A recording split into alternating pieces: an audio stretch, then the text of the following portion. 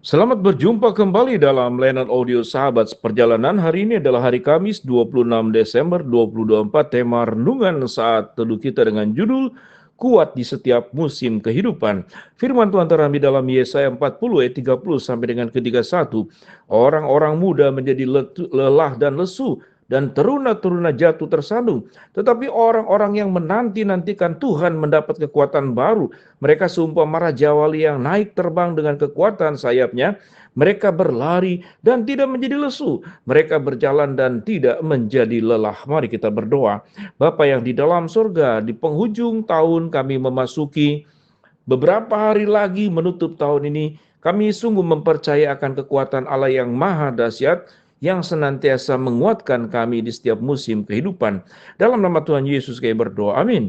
Shalom sahabat seperjalanan yang dikasihi Tuhan. Kesibukan Natal sudah lewat tanggal 25, sekalipun masih banyak ada acara-acara Natal bahkan sampai bulan Januari, namun kita sedang menapaki beberapa hari lagi untuk menutup tahun 2024.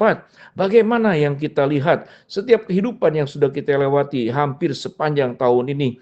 Apakah kita mengalami berbagai macam perkara sebagaimana yang dicatat dalam kitab Yesaya pasal 40, orang-orang muda menjadi lelah dan lesu, dan teruna-teruna jatuh tersandung. Ayat 30 berbicara tentang orang muda dan teruna.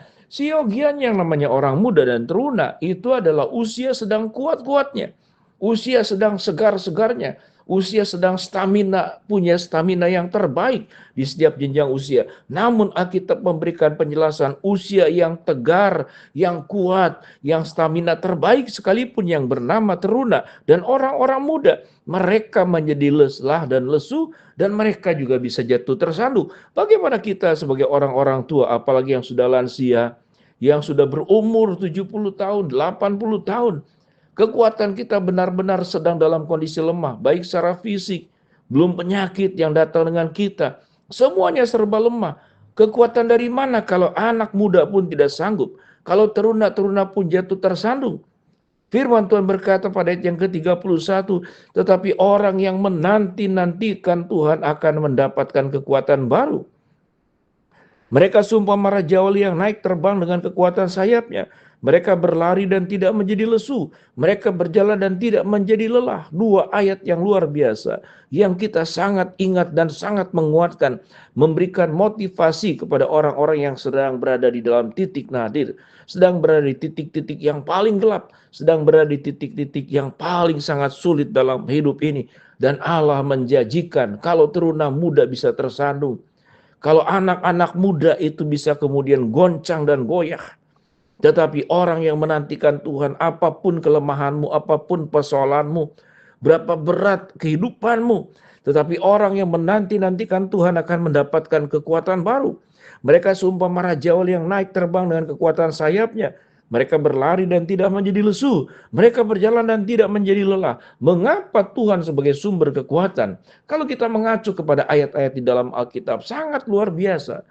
Paduan dan padanan tentang kekuatan Tuhan itu disebutkan sebagai menara yang teguh, mercusuar yang teguh, labuhan hati yang kuat, sebagai tembok yang menjaga kita, sebagai pokok anggur yang terus-menerus akan menghasilkan buah kepada setiap anak-anaknya di setiap musim kehidupan.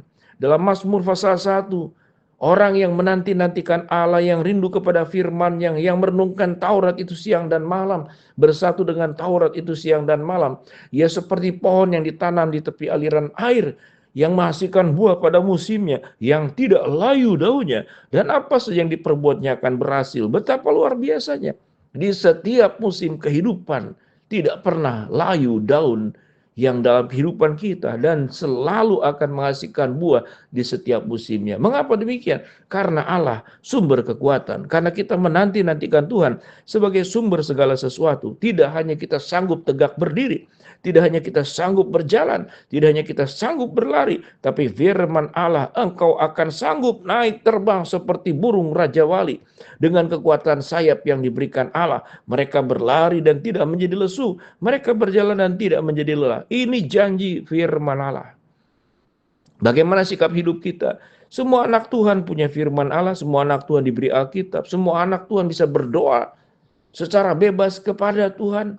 Dan semua anak Tuhan diberikan kekuatan oleh Allah secara sama. Tapi kenapa ada sebagian anak Tuhan kuat, ada sebagian anak Tuhan tidak kuat? Karena mereka yang tidak kuat tidak mempercayai Allah atau meragukan Allah atau setengah percaya.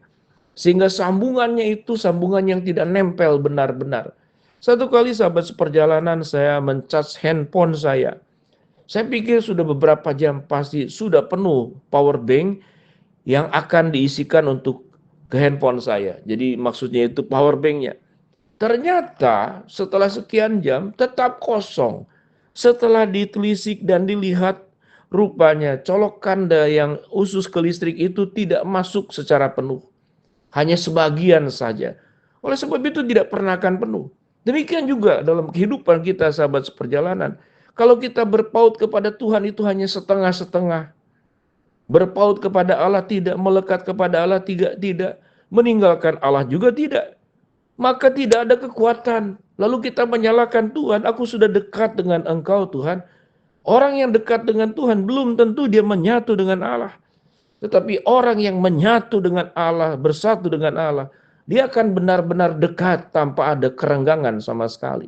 Kalau dalam hidup kita kehilangan kekuatan, ya Tuhan jangankan aku terbang seperti burung Raja Wali. Aku berlari tidak sanggup. Jangankan berlari, aku berjalan tidak sanggup. Jangankan berjalan, aku merangkak pun tidak sanggup. Jangankan merangkak, aku sudah terkulai lemas terbaring dan tidak sanggup untuk bangun sama sekali. Mengapa demikian? Karena kita tidak menanti-nantikan kekuatan Allah. Karena kita tidak melekat kepada Allah, bersatu dengan Allah. Mungkin kita dekat dengan Allah, tapi tidak melekat. Sehingga kalau kita boleh mengatakan dua kata ini, orang yang dekat dengan Allah belum tentu melekat. Tapi orang yang melekat dengan Allah pasti dekat dengan Allah. Orang yang melekat dengan Allah pasti akan mengalami kekuatan-kekuatan baru. Orang yang melekat dengan Allah, dia akan melebihi teruna-teruna dan orang-orang muda yang tidak akan letih lesu dan tidak akan tersandung. Dia akan punya semakan yang baru yang berasal dari Allah. Dia akan punya kekuatan baru seumpama Raja Wali yang naik terbang dengan kekuatan sayapnya. Itu janji firman Allah.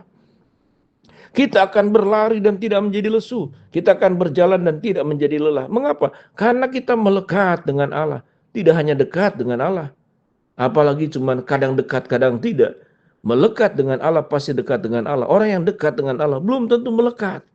Hanya dekat saja, tapi hatinya tidak berpaut.